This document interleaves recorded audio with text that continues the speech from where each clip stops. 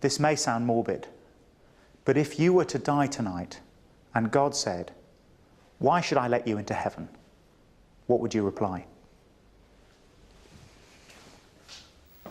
Seriously, if you found yourself having to give God an answer to that question, what would it be? God, you should let me into heaven because I've been a good person, because I've tried to treat others as I like to be treated myself. I don't steal. I don't lie. Well, only when I have to. I give to charity. I'm not a murderer or a rapist. I pay my taxes. I'm an honest, caring person. That's why you should let me into heaven. They sound like reasonable answers.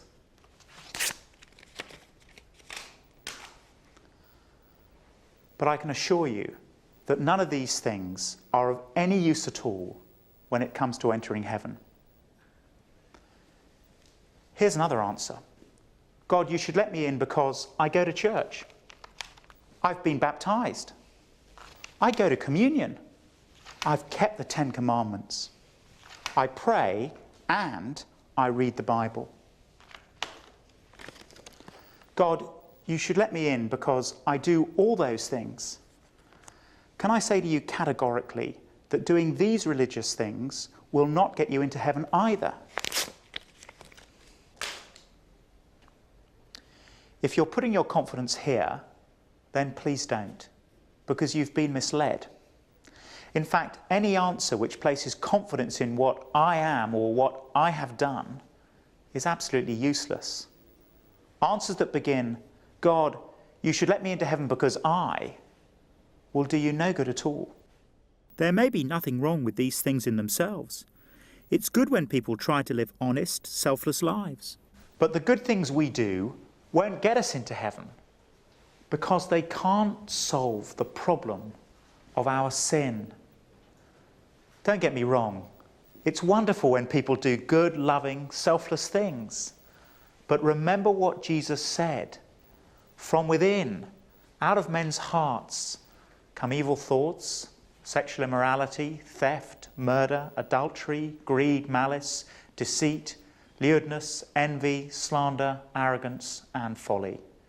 The good things we do count for nothing before God because our key problem lies deep down in our hearts. As we've seen, when Jesus talks about the heart, he means the very core of our being, the source of all our urges, instincts, desires, and dreams. Jesus says we're to love the Lord our God with all our heart, with all our soul, with all our mind, and with all our strength. But that's not the way we live. That's not our heartbeat. Because sin, remember, is all about whether or not God is central to our life. Our good deeds, whatever they may be, are fine in themselves, but they're no good at solving the problem that keeps us from God, our sin.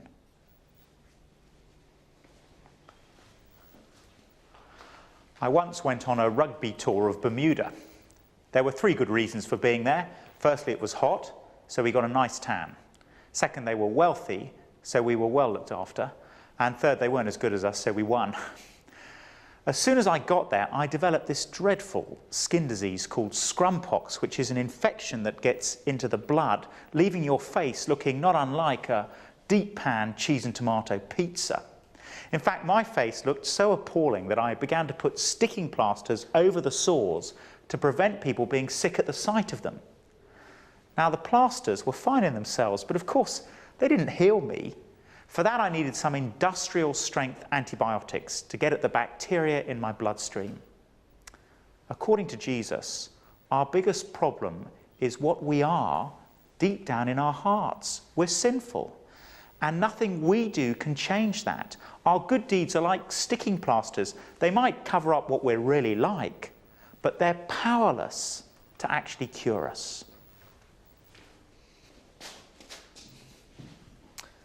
But thankfully, that's not the end of the story. There is a right answer to God's question, why should I let you into heaven? According to the Bible, the right answer has to do with God's grace. The right answer is something like this: God, you should let me into heaven, not because of anything I've done, but because of what Christ has done. He died on the cross so that I could be forgiven for my sin. He was abandoned so that I could be accepted. In other words, it's not about the good things we've done for God, but rather it's about the good thing Christ has done for us. Ephesians chapter 2, verses 8 and 9 says this: "For it is by grace you have been saved, through faith, and this not from yourselves, it's the gift of God, not by works, so that no one can boast." So we're saved by faith, by placing our trust in what Jesus did for us on the cross.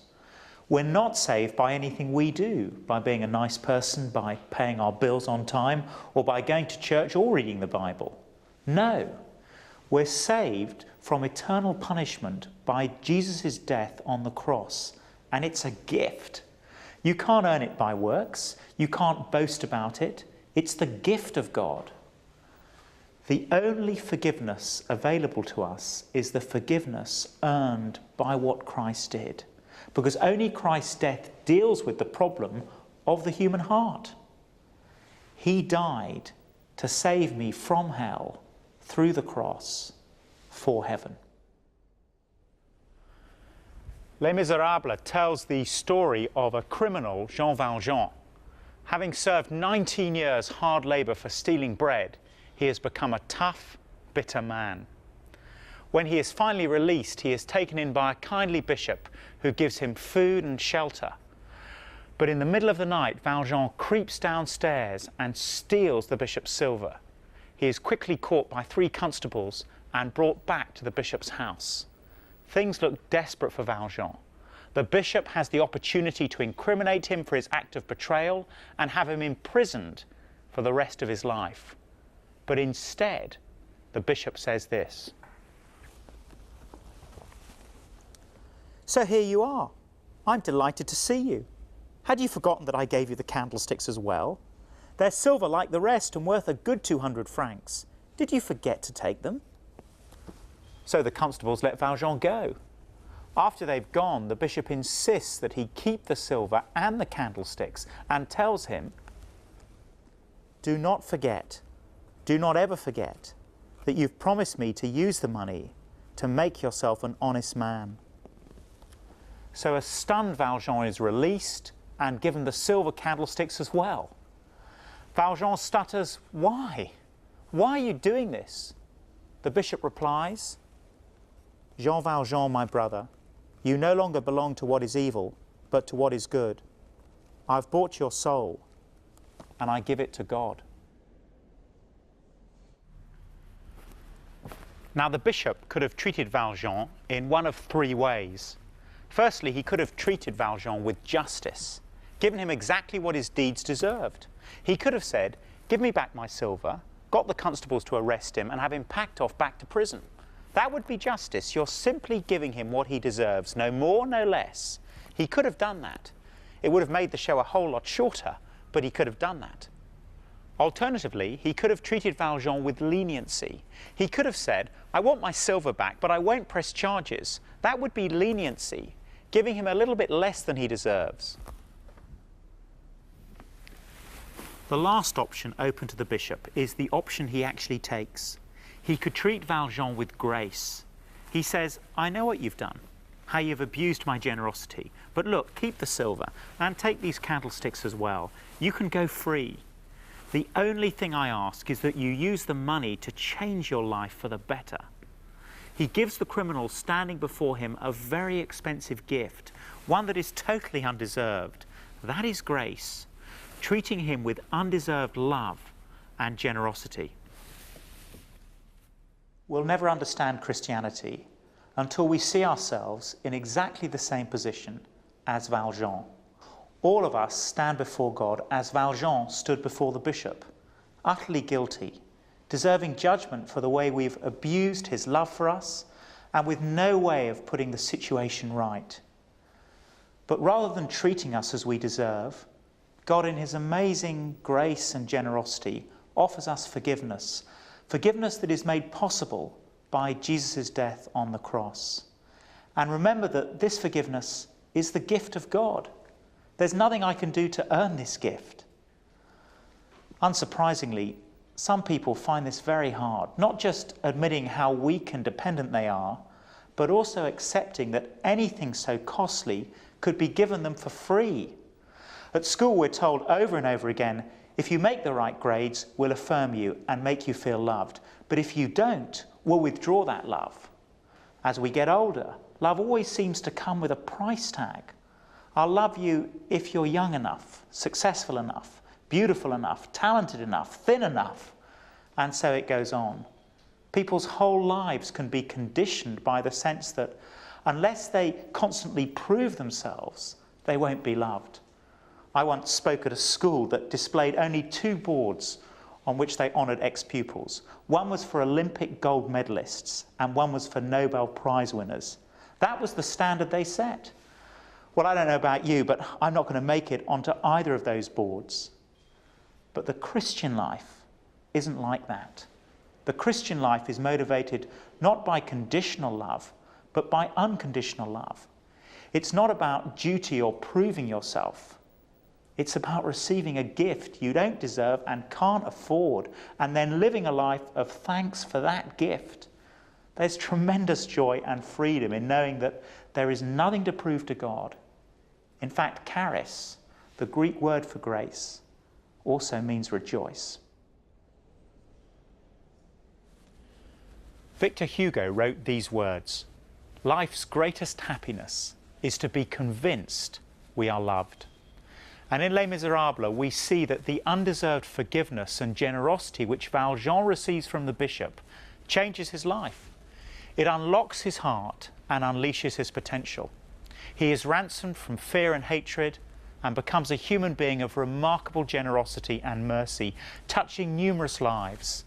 It all stems from the new identity he found when the bishop treated him with grace. Living by grace is to find my identity, my ultimate worth as a human being, because God knows exactly what I'm like, and yet he loves me unconditionally. So I don't have to pretend I'm something I'm not, and that is so liberating. It is such a relief. Grace means God knows all about my sin, and yet he loves me anyway. So I long to please him. I go through life knowing the sinfulness of my heart, and yet looking at the cross and saying to myself, as Galatians 2 verse 20 puts it, the Son of God loved me and gave himself for me.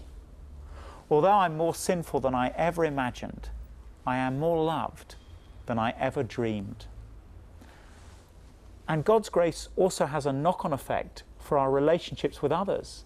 For example, it gets so much easier to forgive other people when we remember how much God has forgiven us in the first place. And that's what grace is. It's God behaving towards us in a way we simply do not deserve.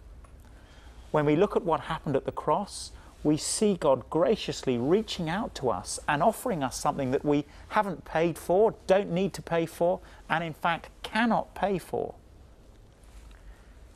2 Corinthians chapter 5, verse 21 says this, God made him who had no sin to be sin for us, so that in him we might become the righteousness of God. That is an amazing exchange. Jesus takes on board our sin, and we take on board his righteousness. That's the only reason we can be accepted by God. So if you were to die tonight, and God asked you, why should I let you into heaven? What would you reply? The wrong answer places confidence in what I am or what I have done. The right answer places confidence in what God has graciously done.